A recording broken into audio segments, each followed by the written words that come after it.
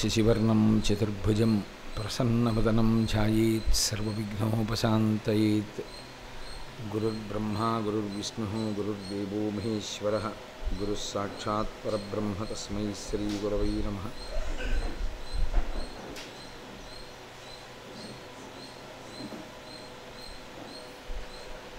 వాగర్ధావివ సంపృక్తౌ వాగర్ధ ప్రతిపత్తయే జగతః పితరౌ వందే పార్వతీ పరమేశ్వరౌ.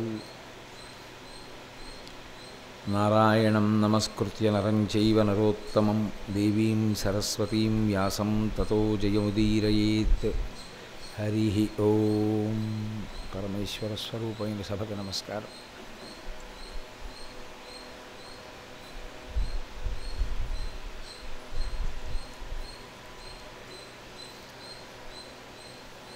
శ్రీకృష్ణ పరమాత్మ అవతార స్వీకారం చేసిన తరువాత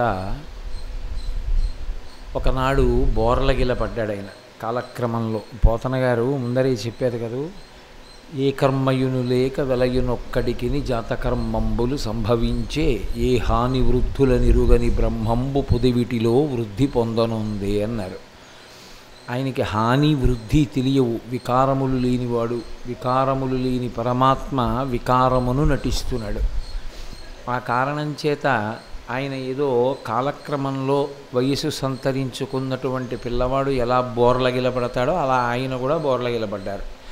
లౌకికంగా మనమైతే ఏం చేస్తామంటే, ఏదో ఆ చంటి పిల్లవాడు బోర్లా పడితే బొబ్బట్లు ఉండారు అని అదేదో వండుకుని మనం తిని ఎవరినైనా పిలిచి పెడితే పెడతారేమో, అలాంటి క్రతువు ఏదో చేస్తూ ఉంటాం మనం. కానీ యశోద బ్రాహ్మణులను పిలిచి పూజించి వారికి కావలసినటువంటి వారు కోరినటువంటి విషయములను దానము చేయడమే కాకుండా, ఆ సంభారములను ఇవ్వడమే కాకుండా, ఆమె ఈశ్వరుడికి అభిషేకము చేయించి పేరంటాళ్ళని పిలిచి సువాసినులను వారిని గౌరవించి వారిని సత్కరించవలసిన రీతిలో వారికి వాయనములిచ్చి గౌరవించింది. భగవంతుణ్ణి ప్రత్యక్షంగా ఎదురుగుండా ఉండేటటువంటి వ్యక్తుల యందు పూజించి ఆయన యొక్క అనుగ్రహాన్ని పొందడం సనాతన ధర్మమునందు సంప్రదాయం. బాలపూజ అని, వటు పూజ అని, ఉమామహేశ్వర స్వరూపంలో దంపతీ పూజ అని, లక్ష్మీనారాయణ స్వరూపంగానండి దంపతీ పూజ అని, సువాసిని పూజ, బాలపూజ, ఇవన్నీ మనం మనసు చేత ఊహించి ఉపచారములను చేసేటప్పుడు మనసు నిలబెట్టలేని బలహీనతని అధిగమించడానికి భగవతిని ఆరోపించి ఆమె యందు మనం పూజ చేయడం అనేటటువంటి లక్షణం చేత అభ్యున్నతిని పొందుతాం. కాబట్టి సువాసిని పూజ, బాల పూజ ఇవన్నీ సంప్రదాయంలో వచ్చాయి. అలా ఆమె ఆ సంప్రదాయాన్ని సద్వినియోగం చేసుకుని వాళ్ళందరినీ పూజించి వాళ్ళ యొక్క ఆశీర్వచనాన్ని బిడ్డకి అపేక్షించింది. ఆ పిల్లవాడిని తీసుకెళ్ళి ఒక పాన్పు మీద పడుకోబెట్టింది. మరి ఈ కార్యక్రమం అంతా చెయ్యాలి అంటే పిల్లవాడు లేచి ఉండి అల్లరి చేస్తుంటే తల్లి ఏం చేయగలుగుతుంది? అందులో చంటి పిల్లలు ఒకరి దగ్గరికి వెళ్ళరు, ఎప్పుడూ వాళ్ళ అమ్మను ఆశ్రయించి ఉంటారు. వాడు అమ్మ దగ్గర ఉంటే అమ్మ ఏం చేయగలుగుతుంది? చేయడం కష్టం.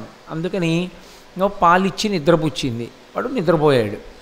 ఆవిడికి ఇంకా పిల్లలు కొత్త కదూ, ఆవిడ పిల్లవాడు పడుకున్నాడు, కాసేపటికి లేస్తాడు, ఆకలేస్తుంది, వాడిని నేను పట్టించుకోవాలన్న విషయంలో ఏమరపాటు పొందింది.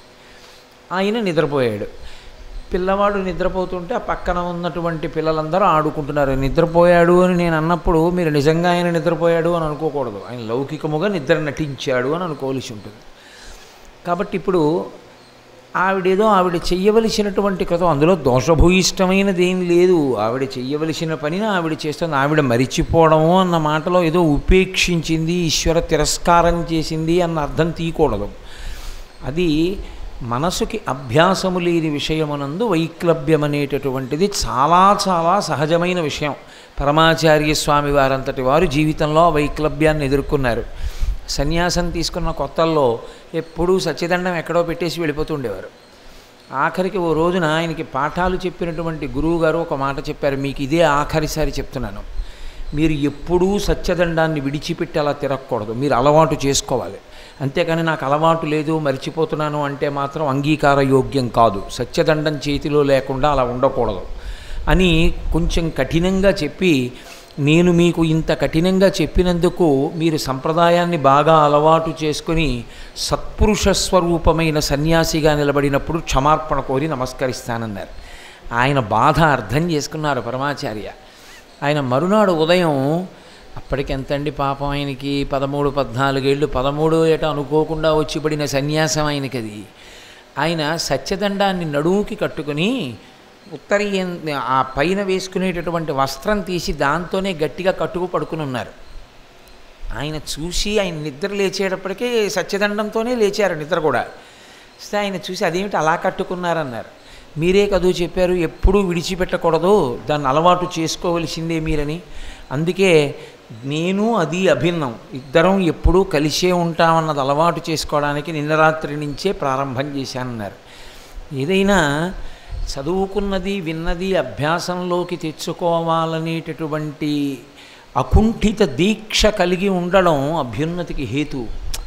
ఏదో జరిగితే జరిగిందిలే లేకపోతే లేదు అంటూ ఉండడం, చేయలేకపోతే ఏదో దానికి ఒక వంక ఏదో కారణం చెప్పాలి, శరీరం అనుమతించదనో ఇంకోటో ఏదో చెప్పవలసి ఉంటుంది.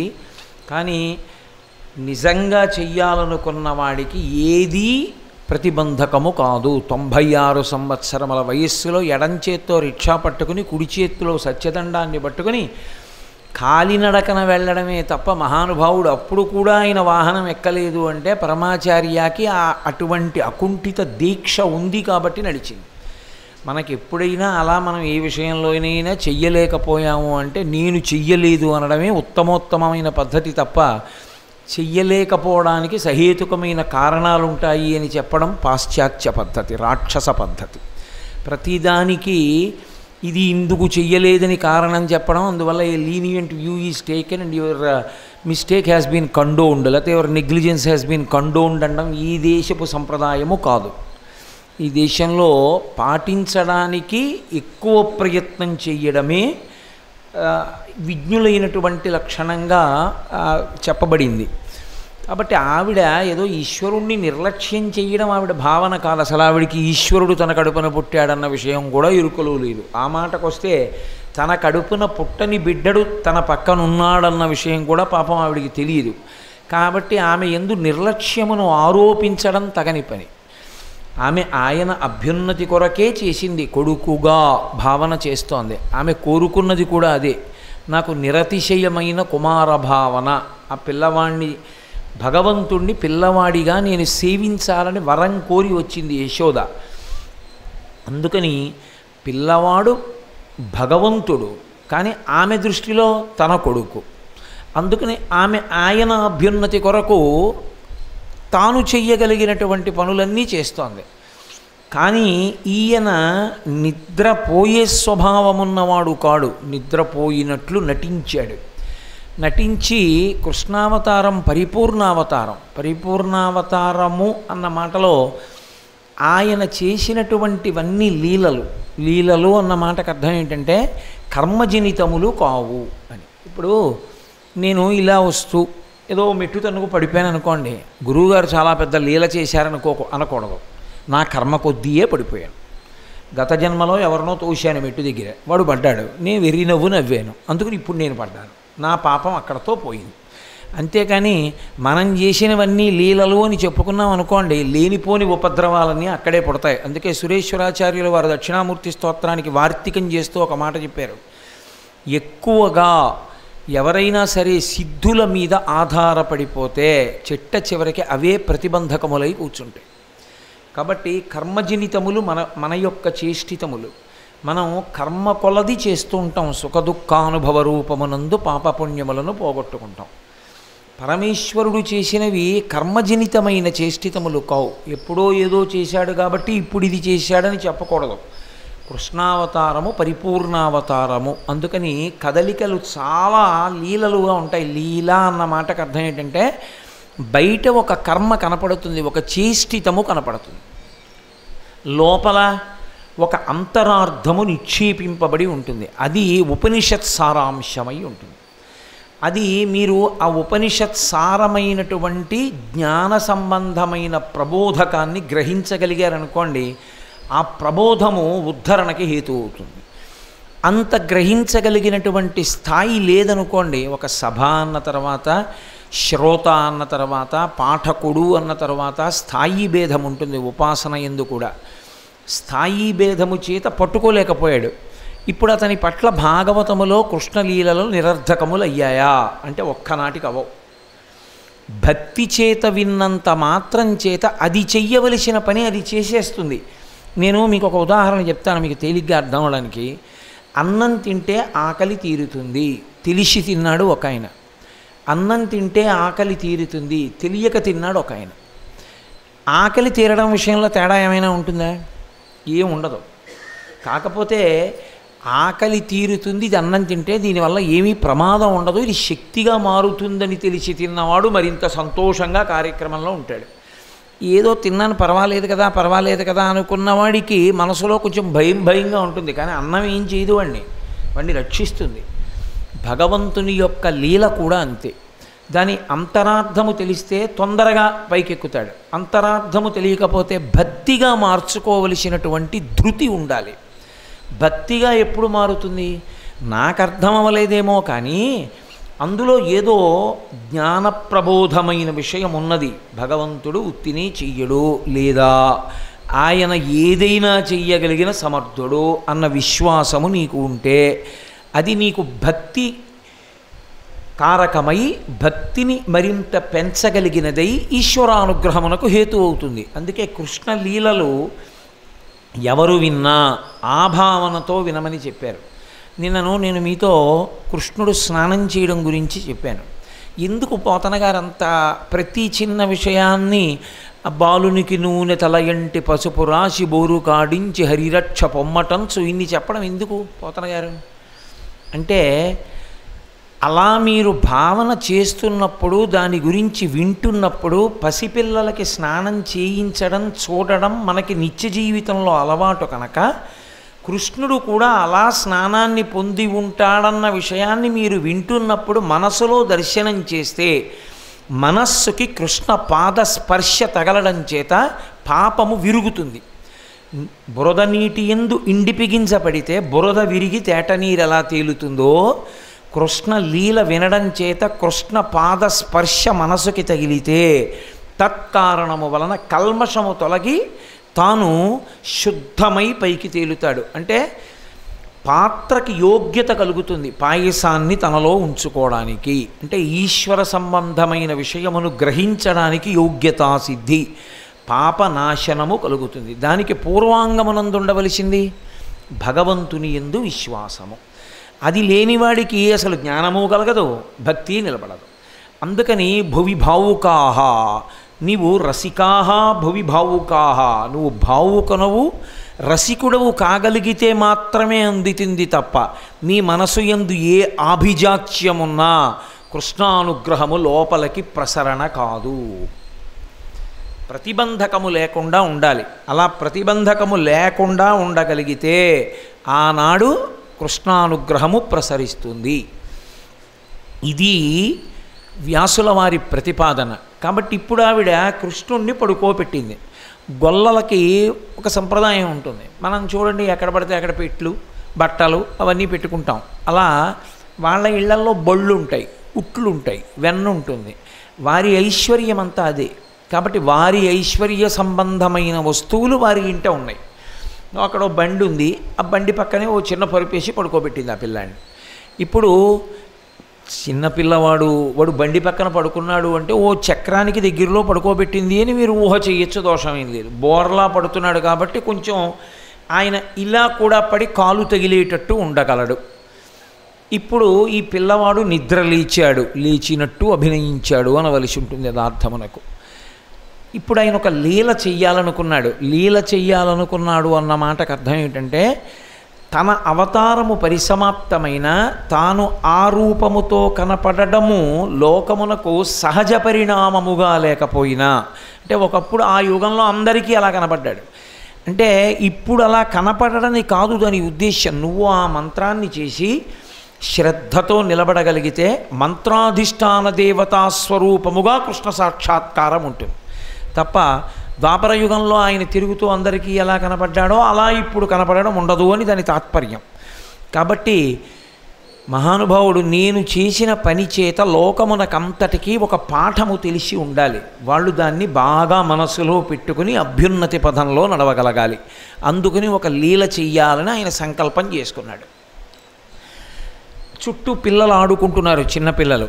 బాలుండాకొని ఏడ్చుచు గిదిసి చనుగోరి కెరలి కిసలయ విలస మృదు చక్ర చాప రేఖాస్పద పదమున తన్నెనొక్క బండిన్ దండిన్ అన్నారు పోతన గారు. ఆయన ఆడుకుంటూ నిద్రలేచిన పిల్లలు వెంటనే ఆకలేసి ఏడుస్తారు పాల కోసం. కాబట్టి పాల కోసం ఏడ్చి అమ్మ వచ్చి పాలివ్వలేదని బోరగిల పడడం అలవాటైంది. కాబట్టి ఇలా బోరగిల పడుతూ ఆ చిన్ని పాదాన్ని, పూల పొట్లం లాంటి పాదాన్ని బండికి తగల్చాడు. మనమైతే ఏమనవలసి ఉంటుందంటే కాలు బండికి తగిలింది, ఆయన తగల్చాడు. అది లీల. లీల అన్నది అక్కడ వస్తుంది. నా కాలు బండికి తగిలితే కర్మచేష్టితం, ఆయన కాలు బండికి తగిలితే లీల. ఆయన సంకల్పంతో చేస్తున్నాడు, నేను ఏదో చెయ్యాలని చేస్తున్నాడు ఆయన. ఆ చిన్ని పాదం బండికి తగిలింది, బండి ఎగిరిపోయి ఆకాశంలోకి ఎగిరిపోయి దాని ఆ చక్రములు రెండు విడిపోయాయి. బండి తునాతునకలైపోయి పడిపోయింది. పడిపోయినప్పుడు మళ్ళీ ఏవో వచ్చి ఆయన మీద పడలేదు, ఎవరి మీద పడలేదు, పడకుండా అన్నీ దూరంగా పడిపోయి ఎవరికి ఏమి ఉపద్రవం కలగలేదు. కానీ అకస్మాత్తుగా ఒక బండి పైకి లేచి ఊడి చిమ్మబడితే ఆశ్చర్యపోయారు గోపకాంతలు. ఆశ్చర్యపోయి ఆ గోపాల బాలురు పరిగెత్తుకుంటూ వచ్చారు. వచ్చి ఇదేమిటి బండిలా ఎందుకు ఎగిరిపోయిందని ఆ పిల్లాన్ని ఆవిడ తీసుకుంది, ఒళ్ళో పడుకోబెట్టుకుంది. అయ్యో బాబోయ్ ఇలా ఎందుకు జరిగింది, అక్కడ ఎవరున్నారో వాళ్ళనే కదండి అడుగుతారు. పిల్లలు ఆడుకుంటున్నారు, వాళ్ళని అడిగారు ఏం జరిగింది, ఎందుకు ఎగిరిపోయింది బండి అని అడిగారు. వాళ్ళన్నారు బాలుండాకొని ఏడ్చుచు కాలెత్తిన తాకి ఎగసెను కానీ ఏ మూలమున బండి ఎగయదని తద్బాలుని కడ నాడుచుండి పలికిరి శిశువుల్. ఆ పిల్లవాడి చుట్టూ తిరుగుతూ ఆడుకుంటున్నటువంటి పిల్లలు అన్నారు, ఆ పిల్లాడు నిద్ర లేచాడమ్మా, ఆకలేసింది, ఏడుస్తూ కాలెత్తాడు, ఆ కాలు కొంచెం బండికి తగిలింది, ఎగిరిపోయింది బండి అన్నారు. అంటే వాళ్ళన్నారు బాలుండెక్కడ బండి ఎక్కడ అభోభాగంబుపై ఏర్పడన్ కాలం తన్నుట ఎక్కడాటపడుచుల్ కల్లాడిరి జడ్డుంబల్కే లోకంబుననైన చెప్పబడునే ఎంచు అని ఆలాపించుచు వ్రేలువేతలు ప్రభూత ఆశ్చర్యలైరంతటన్ అన్నారు పోతన గారు. మహానుభావుడు, పండాహ, సహజ పండితుడు, ఋషి, అందుకు పడ్డాయి ఆ మాటలు ఆయనకి. ఆయన ఆడుకుంటూ కాలు తగిలితే బండి ఎగిరిపోతుంది. ఆ బాలుండెక్కడ బండి ఎక్కడ. తెలుగులో కానీ సంస్కృతంలో కానీ కవిత్వంలో అనుభవించి వస్తున్న కవిత అన్న మాటకు అర్థం ఏంటంటే ఏ మాట లౌకికంగా ముందు పడుతుందో ఆ మాట పద్యంలో పడాలి. చూడండి, ఒక్కొక్కసారి మంచి జ్వరంగా ఉన్నాడు అనుకోండి, ఏదైనా తాగితే వాంతి అయిపోతుంది. అప్పుడు పట్టుకొచ్చి ఎలాగో అలా తాగు అని కాస్త బత్తాయి రసం ఇచ్చారనుకోండి, ఎలా అంటాడు. ఎలా అని ఎలా అంటాడో అలా శ్లోకం పడాలి.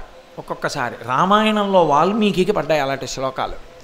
అది ఆయనకి చతుర్ముఖ బ్రహ్మగారి అనుగ్రహం, నారదుని యొక్క అనుగ్రహం, ఆయన ఉపాసన బలం, రామచంద్రమూర్తి కృప, అలా పడ్డాయి పోతన గారికి. మనం ఏమంటాం, ఏదైనా ఆశ్చర్యకరమైన విషయం చెప్పారనుకోండి, మనం అది ఎలా జరుగుతుందని వీడెక్కడ అది ఎక్కడ అంటాం. అలాగే పడింది పోతన గారి పద్యం. బాలుండెక్కడ బండి ఎక్కడ, పిల్లవాడు వీడా అంత పెద్ద బండే, బాలుండెక్కడ బండి ఎక్కడ అభోభాగంబుపై ఏర్పడన్ కాలం తన్నుట ఎక్కడ. ఆకాశంలోకి ఎగిరిపోయి విరిగిపోగలిగినట్టుగా తన్నగలిగినంత బలం ఉందా ఈ పిల్లవాడికి. ఈ జడ్డుంబల్కే లోకంబుననైన చెప్పబడునే. ఏమిటా జడ్డి మాటలు, ఇటువైపు కాదు కానీ విశాఖపట్నం జిల్లా వైపు ఆ ఉచ్చారణ ఎక్కువ ఉంటుంది. ఇట్లా జడ్డేళ్ళ అలా కూర్చున్నా ఉంటారు వాళ్ళు. జడ్డేళ్ళ అంటే సరి అయినటువంటి పరిణితి లేని స్థితిలో ఉన్నవాడు అని. ఈ జడ్డుంబల్కే లోకంబుననైన చెప్పబడునే. ఇలాంటి అమాయకత్వంతో కూడిన మాటలు, పరిణితి లేని మాటలు ఎవరైనా చెప్తారా? చంటి పిల్లాడి కాలు తగిలి బండి ఎగిరిపోయిందా? ఈ జడ్డుంబల్కే లోకంబుననైన చెప్పబడునే అంచు అలాపించుచు వ్రేలువ్రేతలు ప్రభూత ఆశ్చర్యలైరంతటన్. ఎవరికీ అర్థం కాలేదు బండి ఎందుకు ఎగిరింది అన్నది. అక్కడున్న వారికి ఎవరికీ అర్థం కాలేదు. హేతువేది? మనకేమో కారణాలు వెతుక్కోవడానికి అలవాటు పడిపోయిన వాళ్ళం, అన్నీ కంటి ముందు కనబడితేనే నమ్మే స్థితికి జారిపోయిన వాళ్ళం. కాబట్టి మనం ఎలా నమ్ముతాం? కాబట్టి వాళ్ళన్నారు దీనికి మాకు కారణము కనపట్టలేదు కాబట్టి మేము నమ్మం. మరి ఇప్పుడు కారణం లేకుండా అది జరిగి ఉంటే ఎందుకు జరిగి ఉండాలి అంటే వెంటనే దానికి ఒక ఊహాజనితమైన కారణమును చెప్పేటటువంటి వాళ్ళు ఎప్పుడూ పక్కనే ఉంటారు. వాళ్ళన్నారు భూతం ఆవేశించి ఉండవచ్చు, అది పిల్లాన్ని చంపడానికి వస్తే ఆ బండి ఎగిరిపోయి ఉండవచ్చు, ఈలోగా ఎవరో చూశారో వచ్చారు, కానీ ఉపద్రవం తప్పింది పిల్లాడికి. అంటే పాపం ఆవిడ ఏం చేస్తుంది, నందుడు ఏం చేస్తాడు, మళ్ళీ బ్రాహ్మణుల్ని పిలిచారు, రక్ష కట్టించారు, ఒళ్ళంతా మళ్ళీ గోమూత్రం చల్లారు, గోమయం అలదారు, రక్ష పెట్టారు, ఏదో ఈశ్వరుడికి అభిషేకాలు చేయించారు, గోవుల్ని దానం చేశారు, మళ్ళీ వాళ్ళు చెయ్యగలిగినటువంటి సత్కార్యములన్నీ చేశారు, బిడ్డడు దక్కాడన్న ఆనందంతో. కానీ పోతన గారు, నేను మీతో మనవి చేశాను కదా, ఆయన సహజ పండితుడు చేత ఆయన ఒక క్రమాన్ని చెప్పేటప్పుడు ఎంత చిన్న విషయమైనా సరే యామరిలి ఊరుకోరైన యథాతథంగా ఆ ఘట్టాన్నంతటినీ మనస్సులో ఆయన దర్శనం చేస్తుండగా పడిన పద్యములు. రామాయణము కళ్ళ ముందు కనపడుతూ ఉండగా వాల్మీకి వ్రాసినటువంటిది ఎటువంటిదో పోతన గారి భాగవతం అంతకెంత మాత్రమూ తక్కువ కాదు. ఒక తెలుగు కవి అంత గొప్పవాడవడం మనం పొంగిపోవాలి.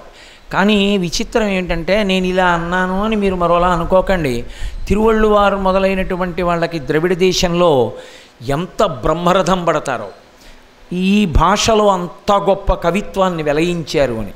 మన తెలుగు వాళ్ళకి అవేం అక్కర్లేదు, తెగులు మనకి. ఒక తెలుగు కవి ఒక తెలుగులో ఇంత గొప్ప రచన ఇచ్చాడని పోతన గారు కానీ ఒక దూర్జటి గారు కానీ మనకు అక్కర్లేదు. మనకి పనికి మాలినవన్నీ మనకే కావాలి.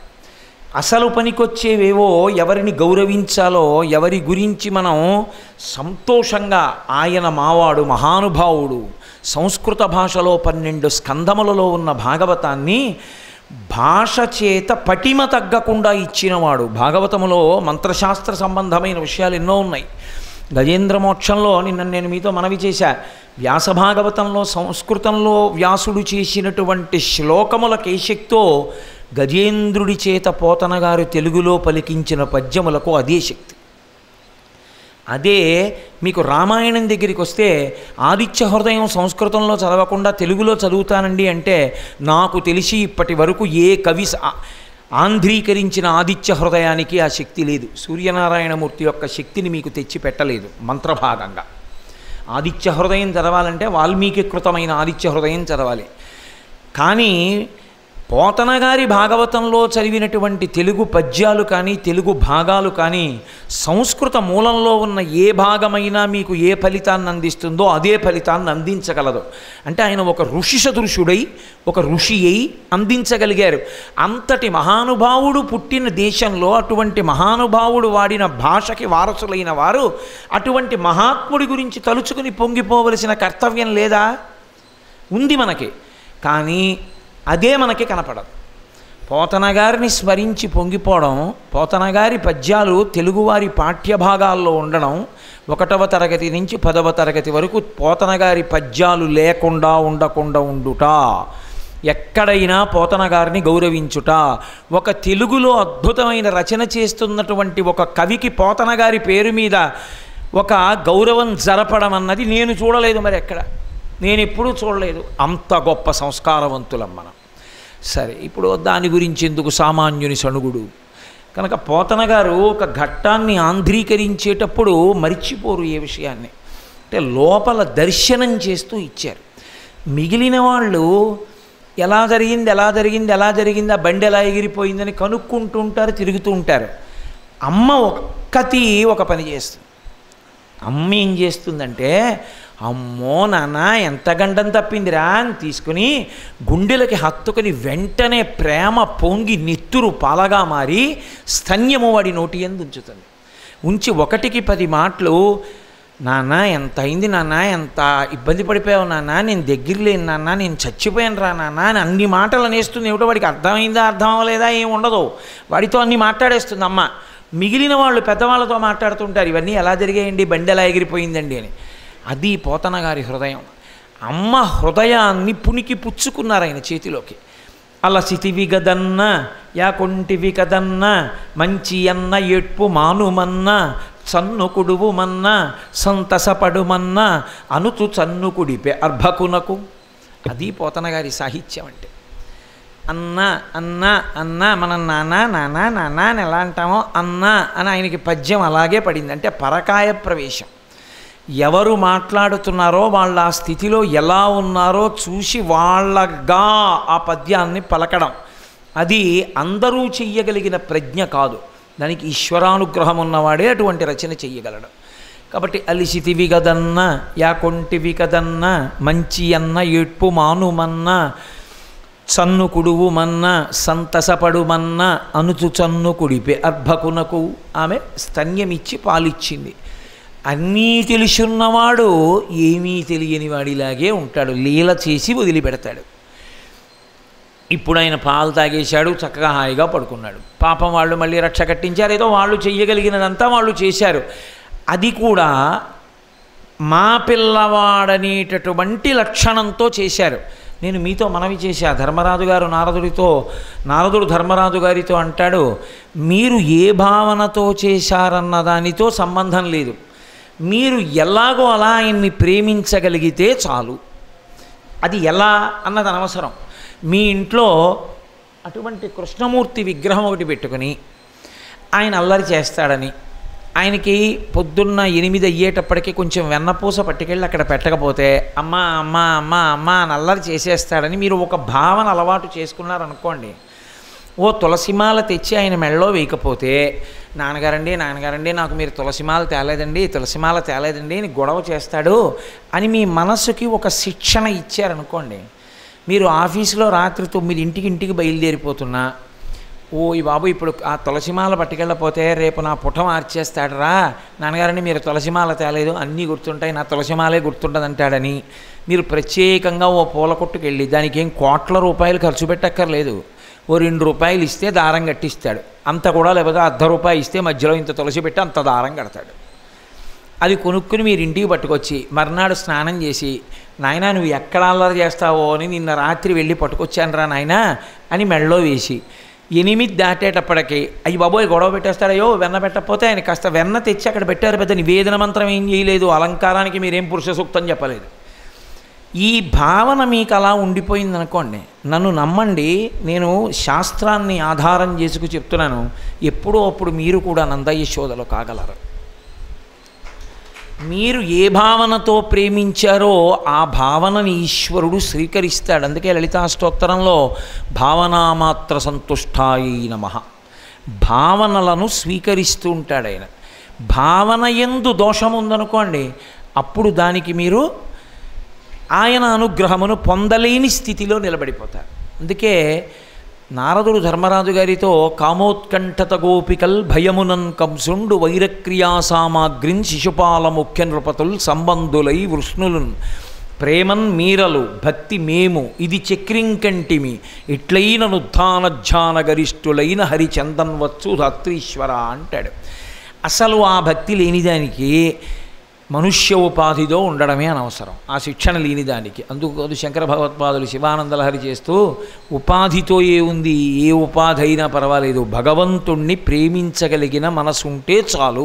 మనస్సు అన్ని ఉపాధులకు ఉన్నది కాబట్టి అది ఏ ఉపాధి అయినా పర్వాలేదు. ఇందాక నేను చూశా, ఎవరో ఇక్కడున్న బ్రహ్మచారి పిల్లిపిల్లని పట్టుకోపోయాడు, అది ఓ పెద్ద ఇనప బీరువా కిందకు పారిపోయింది గాయత్రి మందిరం గుడి దగ్గర.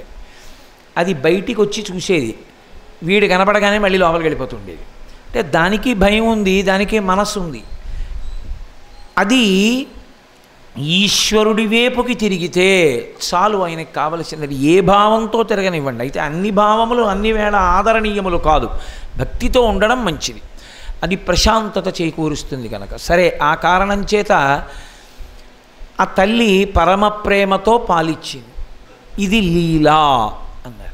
ఇది మీరు ఆదరంతో, విశాల హృదయంతో, భక్తిభావముతో, దాని యందు సంశయ భావన అబ్బెబ్బే అది ఎలా జరుగుతుందండి అనగలిగినంత తెగువ లేకుండా నిలబడగలిగితే కృష్ణానుగ్రహము ప్రసరణమవుతుంది.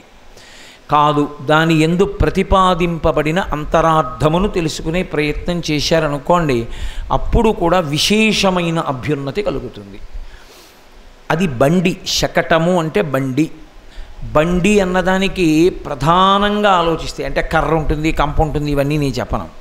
ప్రధానముగా బండి అన్నదానికి ప్రయోజనం ఏమిటి? గమ్యమును చేర్చున్నది కదూ. నేను కాకినాడలో బయలుదేరి శ్రీశైలం వచ్చా. నేను ఒక కారులో వచ్చాను. ఆ కారు యొక్క ప్రయోజనమేమి? నన్ను గమ్యమును చేర్చుట. కాకినాడలో బయలుదేరినప్పుడు నా గమ్యం శ్రీశైలం, ఇక్కడికి చేరాను. శ్రీశైలంలో కారు ఎక్కితే నా గమ్యం కాకినాడ. అది ఎందుకు ఉపయోగపడుతుంది అంటే గమ్యమును చేర్చడానికి ఉపయోగపడుతుంది. ఇప్పుడు గమ్యమును చేర్చడానికి బండి అన్నప్పుడు సాధారణంగా ఆటోకి 3 ఉంటాయి కదండి, కారుకి 4 ఉంటాయి కదండి అని అన్వయం చేయకుండా, బండి అన్నప్పుడు 2 చక్రములతో లాగగలిగినటువంటి ఒక ప్రాణి, ఒక ఎద్దనండి, ఒక ఎద్దు, నడిపేవాడు, ఈ 4టి సమాహారమై ఉంటుంది. ఇప్పుడు మీరు ఒకటి జాగ్రత్తగా ఆలోచించండి. ఈ బండి కదలిక దేని మీద ఆధారపడుతుంది అంటే, కదలనివి అన్నీ, బండి తొట్టు ఉంటుంది, అదేం కదలదు. కానీ ఆ కదలని తొట్టి కదపబడడానికి కారణం ఏమవుతాయంటే ఈ 2 చక్రములు, లాగుతున్న ఎద్దు, ఈ 3 ప్రధానములు. ఈ 2 చక్రములలో ఏ చక్రమైనా తిరిగేటటువంటి స్వభావాన్ని కోల్పోయిందనుకోండి, అది ఆ బండి వెళ్ళదు. 2 చక్రములున్న లాగేది లేదనుకోండి, ఆ బండి నడవదు. ఎద్దు లేదు, బండి నడవదు. ఎద్దు ఉండాలి, 2 చక్రాలు ఉండాలి. అప్పుడు తమంత తాము కదలలేనివి ఈ 3టిని ఆధారం చేసుకుని కదిలి పెడతాయి కదా. అప్పుడు బండి కదిలింది అంటాం, రథం కదిలింది అంటాం. ఇప్పుడు మన మనుష్య శరీరములన్నీ రథములే.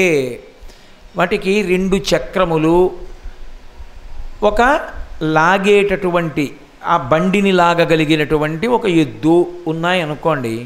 ఇప్పుడు ఈ 2 చక్రములు ఏవి అని అడిగారు. మీరు చాలా జాగ్రత్తగా పట్టుకోవలసి ఉంటుంది. ఈ 2 చక్రములు ఏవి అంటే, ఒకటి శాస్త్రమును తెలుసుకోనాలనేటటువంటి జిజ్ఞాస, రెండవది దానిని అనుష్ఠించేటటువంటి సామర్థ్యము.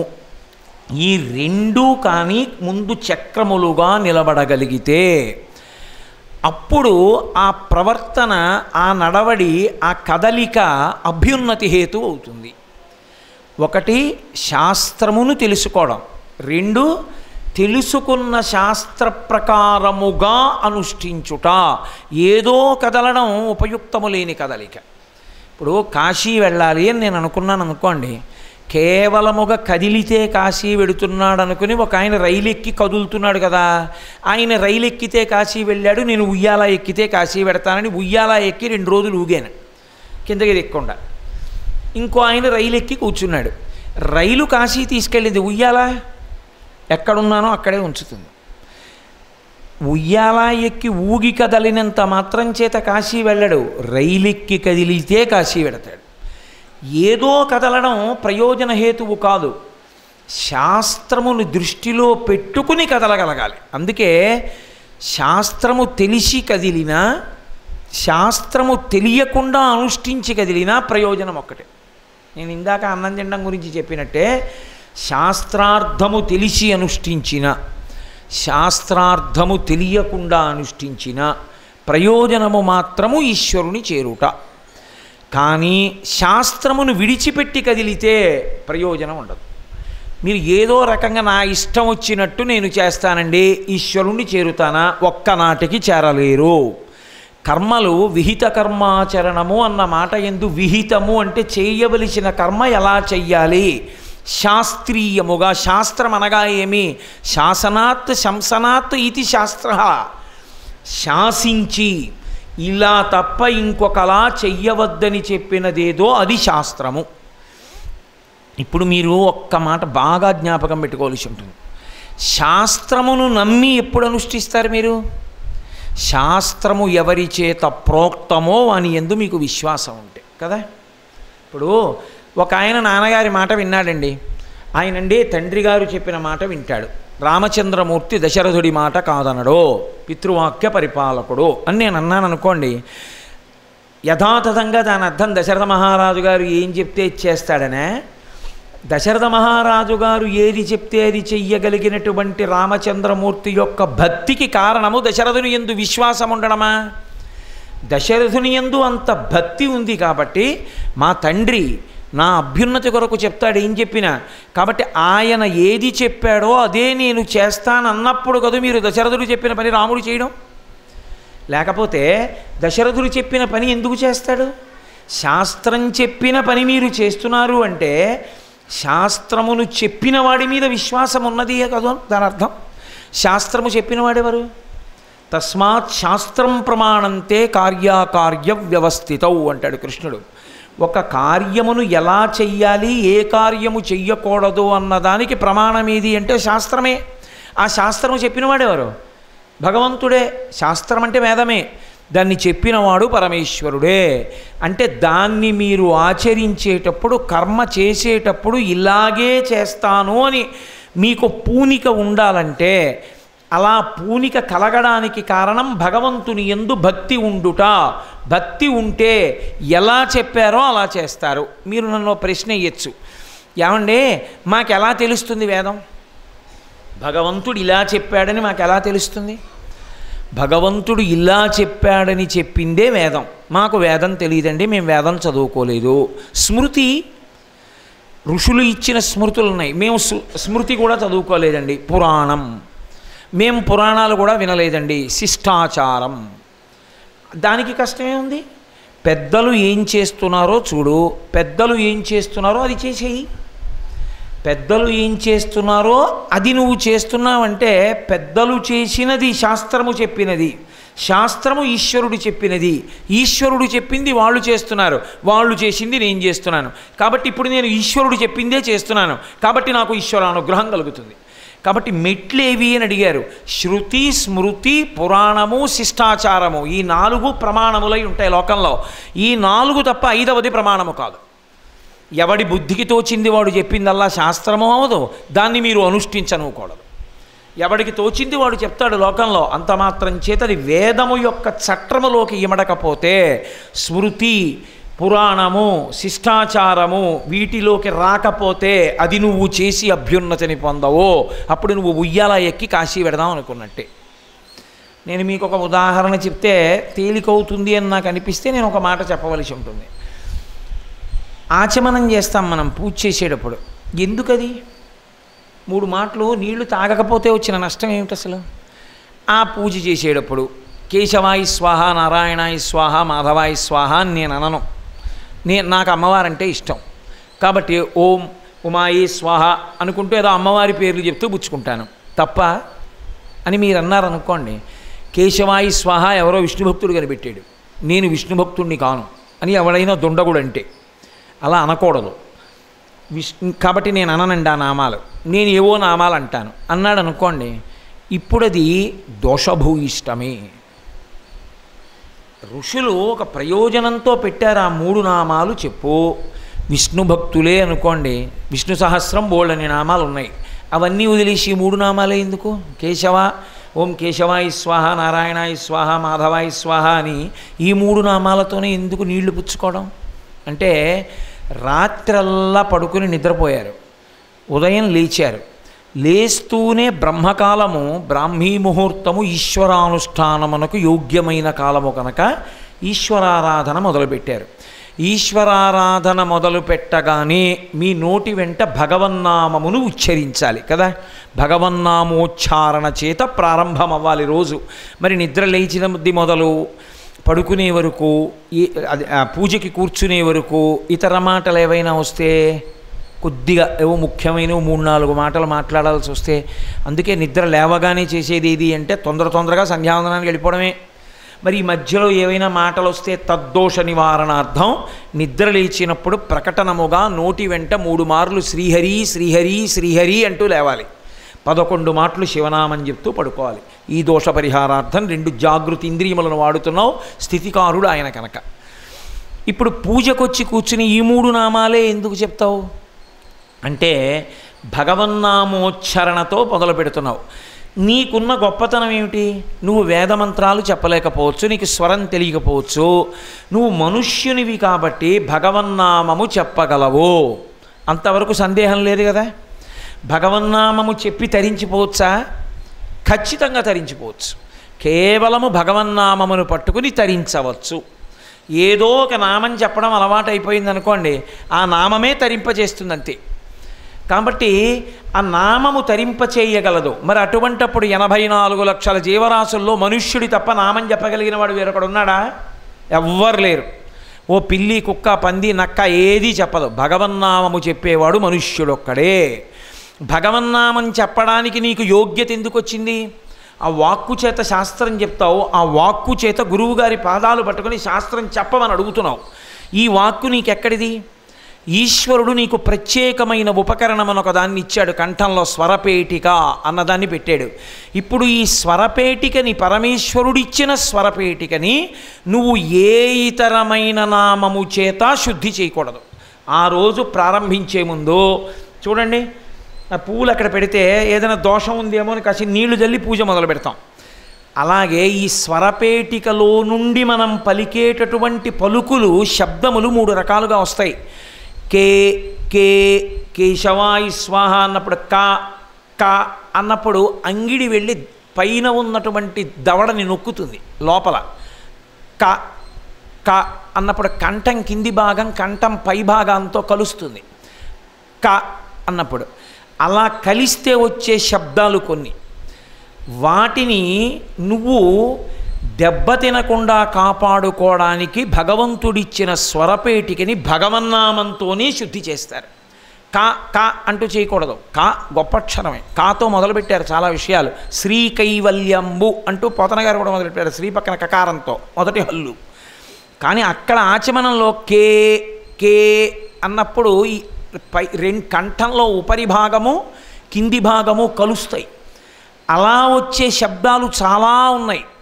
అందుని కేశవాయ స్వాహ, భగవంతుడి నామంతో స్వాహాకారంతో లూబ్రికేషన్ అంటాం చూడండి. సైకిల్ చక్రంలో కొద్దిగా నూనె చుక్క పెడతాం. అలా భగవన్నామంతో స్వరపేటికని శుద్ధి చేస్తాడు. రెండవ శబ్దం నా నా, నాలుక దంతాలని తగిలితే వచ్చే శబ్దాలు. నారాయణాయ స్వాహ అంటే అటువంటి శబ్దాలలో ప్రథమమైనటువంటి నకారముతో కూడుకున్న భగవన్నామంతో వచ్చే శబ్దాలకి, స్వరపేటికలోంచి అలా వచ్చే శబ్దాలకి లూబ్రికేట్ చేయడానికి నారాయణాయ స్వాహ. ఇంకొక రకమైన శబ్దాలు ఉంటాయి, 2 పెదవులు కలుసుకుంటే వస్తాయి ఆ అక్షరాలతో కూడుకునే. మా మా మాధవాయ స్వాహ. అందుకని 2 పెదవులు కలిపితే వచ్చే భగవన్నామాన్ని ఉచ్చరించి లూబ్రికేట్ చేస్తాడు. 3 రకములుగా స్వరపేటికలోంచి వచ్చేటటువంటి శబ్దముల చేత ఉచ్చరించి తాను తరిస్తున్నాడు కనుక దానికి భగవంతుడిచ్చిన స్వరపేటికని ప్రతిరోజు ఉపయోగించడం ప్రారంభం చెయ్యగానే మినుపగింజ మునిగినంత నీటి కన్నా ఎక్కువైతే అది లూబ్రికేషన్కి పనికిరాదు. ఏదో సైకిల్ చక్రంలో నూనె పోస్తే చిన్న డబ్బా పెట్టుకుని ఇలా చుక్క చుక్క చుక్క చుక్క పెట్టాలి తప్ప తీసుకొచ్చి పెద్ద గరిటెలతోటో ఏదో ఆవుని స్వాహాకారంతో హోమగుండంలో పోసినట్టు పోయకూడదు. అందుకని స్వాహాకారం చెప్తూ మినపగింజ ములిగినంత నీరు మాత్రమే ఈ చివర చప్పుడు చేయకుండా పెదవుల మించి లోపలికి పుచ్చుకుంటాడు. అంటే భగవంతుడిచ్చిన స్వరపేటికని భగవన్నామంతోటే ఈశ్వరుడిచ్చిన వైభవాన్ని స్ఫురణకి తెచ్చుకొని నిలబెట్టుకునే ప్రయత్నం చేసుకుంటున్నాడు ఈశ్వరానుగ్రహంతో. ఇది ఆచమనం యొక్క ప్రయోజనం. ఇప్పుడు ఆ భావన నీకు కలగగానే స్థూల సూక్ష్మ కారణ శరీరముల యందు ఉపశాంతి కలుగుతుంది. ఇప్పుడు ప్రాణాయామం చేస్తావు. ప్రాణాయామం అంటే ముక్కు పట్టుకోమని కాదు, ఏదో ఆ ప్రాణాయామ ప్రక్రియ ఉంటుంది. ఈ ముక్కు మూసి ఈ ముక్కుతో పీల్చి ఈ ముక్కు మూసి ఈ ముక్కులోంచి వదలాలి, ఈ ముక్కు రంధ్రంలోంచి అలా మార్చాలి. ఎందుకలా అంటే మనసు ఊపిరి మీద ఆధారపడుతుంది.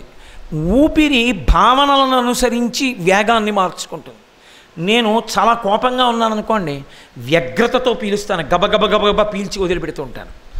మంచి కోరికతో రజోగుణ సంపర్కంలో ఉన్నాను అనుకోండి, పీల్చి వదిలిపెడుతూ ఉంటాను. ఈశ్వరుని ఆరాధన యందు సత్వగుణ ప్రధానుడై ఉండాలి, ప్రశాంత చిత్తుడై ఉండాలి. అంతకుముందు ఏ భావజాలం ఉన్నదో మనసు నిలబడితే కానీ నువ్వు ఈశ్వరోపచారమునందు దాన్ని నిలబెట్టలేవు. మనసు నిలబడాలంటే ఊపిరిని నియంత్రించాలి. ఊపిరిని నియంత్రిస్తే తప్ప మనసు వేగమాగదు. ఇప్పుడు ఉయ్యాల్లో పిల్లాడున్నాడు, ఉయ్యాల ఊపేస్తున్నారు, వాడు అరుస్తున్నాడు, ఏడుస్తున్నాడు, బాబాయ్ చాలా వేగంగా ఊపేస్తున్నారని